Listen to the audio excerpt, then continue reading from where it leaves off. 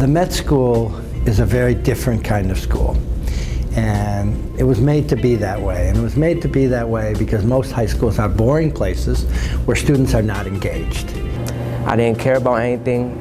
I just fooled around in class. I just wanted to be with the crowd. From first grade on, school was not my thing. I didn't really take my work seriously. I had a lot of my work either not handed in or late. Every kid is very different. And our mantra was one student at a time.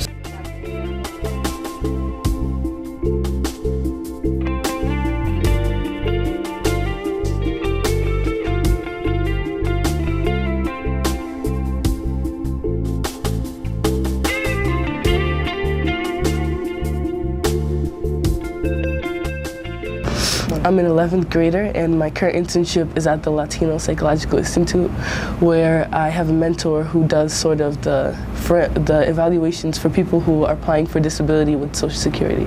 I came into the Met knowing already what I wanted to do. I wanted to be a lawyer, and I still do. And through the internships that I had, for example, at the Attorney General's office and at the State House, I grew with my passion even more. I started off cooking, like I said, and that was not the thing for me. I realized that right away. I was like, this is not what I want to do. I started volunteering at the fire department, and I knew firefighters what I want to do. They're excited and they're engaged in their learning. So my role is really to produce some enthusiasm for education and make it fun, and provide students with opportunities to build their skills, their 21st century skills. Cool. Right. So how does the soldier seem to be doing in the game? The thing that really helps me is basically the freedom to choose whatever you want to do, because in a lot of public high schools, it's kind of hard to find things that really relate to my interest.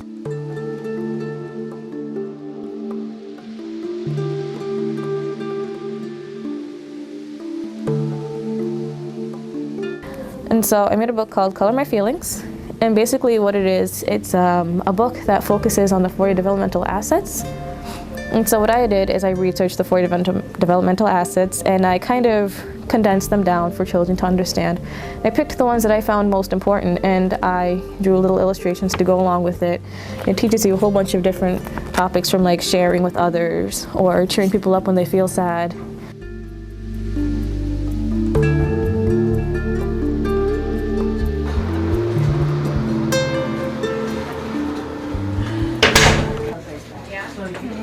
I think it's good too in terms of the diversity. You didn't really stick with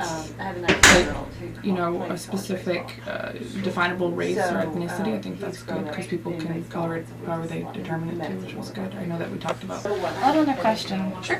How are they going to use this as a learning tool for children in classrooms? I know that with some of the social emotional learning standards that they have, especially within the early care settings, they were having a lot of trouble with how do we teach kids, sharing and being nice, especially if they're visual and we want to include art projects. So this is going to be included in some of the classroom curriculum.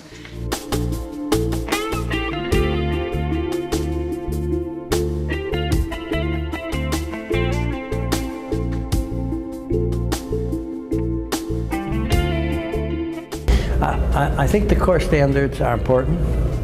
I think it's going to be very important on how they are looked at and how they influence. Because if everyone thinks that you can just take a standard and teach it in the regular way, the gap is not going to narrow. You're going to have just as many, maybe more kids dropping out. And so my warning always is, the standards are great to set the stage, but if a school doesn't innovate and really create and really use the technology and personalize their school and use real work, they're not going to hit those standards. And to figure out if an item is 20% off, what could you do, Rob? With 20% off, then you would, instead of finding out what the 20% is and subtracting it from the whole, you would just find out what the 80% was, and then that's the answer. Right. The responsibility is to the students, number one, is to make sure they graduate ready. And I started and I said, everyone's got to be ready to go to college. Did I care if everyone went to college? No. But I wanted everyone to believe they could go to college. And that was the high level. On the other hand, if a kid says, I really want to be a great welder, that doesn't mean we're not helping the kid learn to read and write better, but he also, we help him get a certificate in welding.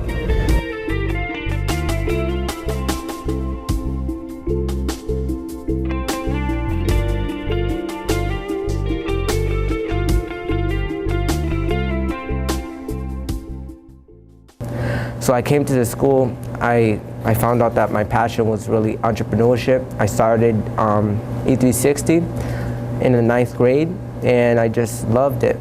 I ended up starting my own business, and here I am today. And what we do and also sell is basically social awareness bracelets that incorporate non-precious stones from developing countries that support the growth of poor villages where the stones originate. In the summer, I came every day just to work on my business, to prepare for an upcoming competition. And they go through and write a business plan. And through that, they learn the different concepts of the plan, from the narrative to doing the math, to figuring out economics of one unit, what they project over time, and then presenting that plan. So all students present the plan in class, and from there we figure out who really understands and can go in depth, and is it feasible. And the Met isn't like any other school that you're going to find. The Met is very focused on students being able to express themselves freely and being able to show the responsibility and growth that comes along with it each year.